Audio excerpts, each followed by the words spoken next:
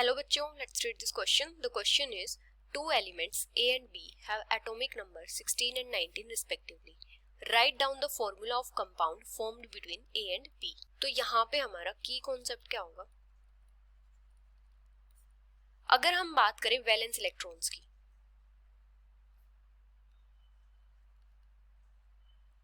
तो valence electrons क्या होते हैं? किसी भी एलिमेंट के जो आउटर मोस्ट शेल में इलेक्ट्रॉन्स प्रेजेंट होते हैं उनको क्या बोलते हैं? Valence electrons.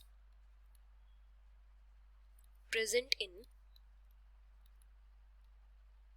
outermost shell of an element.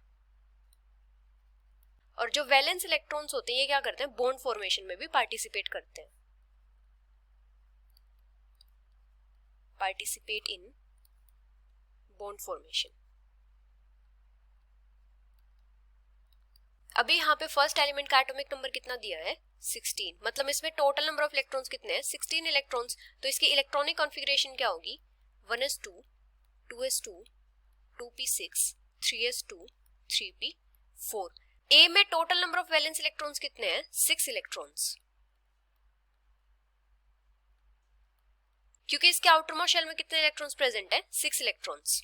अभी अगर हम बात करें B की, तो B का एटॉमिक नंबर कितना गिवन है? 19. मतलब इसमें टोटल नंबर ऑफ इलेक्ट्रॉन्स कितने हैं? 19 इलेक्ट्रॉन्स. तो इसकी इलेक्ट्रॉनिक कॉन्फ़िगरेशन क्या हो जाएगी? 1s2, 2s2, 2p6, 3s2, 3p6, 4s1. तो B में total number of valence electrons कितने हैं? 1. अभी जो B एलिमेंट है इसकी वैलेंसी कितनी है?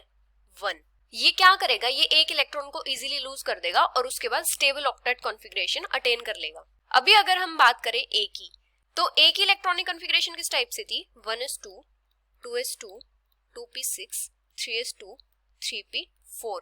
यहाँ पे क्या है? यहाँ पे इसको 2 इलेक्ट्रॉन्स की रिक्वायरमेंट है. Requirement of 2 electrons.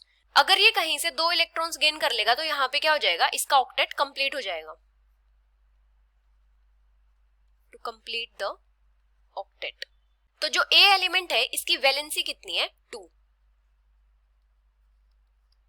क्योंकि इसको 2 इलेक्ट्रॉन्स की रिक्वायरमेंट है अपना ऑक्टेट कंप्लीट करने के लिए.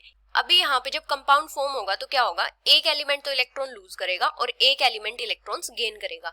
अभी A को 2 इलेक्ट्रॉन्स की रिक्वायरमेंट है और B के पास एक इलेक्ट्रॉन एक्स्ट्रा है. तो यहाँ पे क्या होगा? A B एलिमेंट से इलेक्ट्रॉन गेन कर लेगा. तो यहाँ पे जो B होगा ये किसके जैसे एक्ट करेगा? कैटायन के जैसे, क्योंकि ये इलेक्ट्रॉन लूज कर रहा है. और A यहाँ पे इलेक्ट्रॉन्स गेन कर रहा है तो ये क्या होगा? एनायन.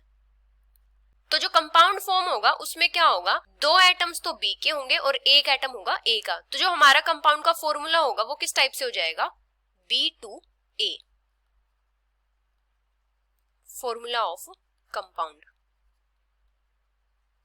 किसी भी कंपाउंड का जब हम फॉर्मूला लिखते हैं तो पहले क्या आता है? कैटायन. और उसके बाद हम किसको लिखते हैं? एनायन को. तो जो कंपाउंड होगा इसका फॉर्मूला क्या हो जाएगा? B2A. So this is the final answer. Hope you understood it well. Best of luck.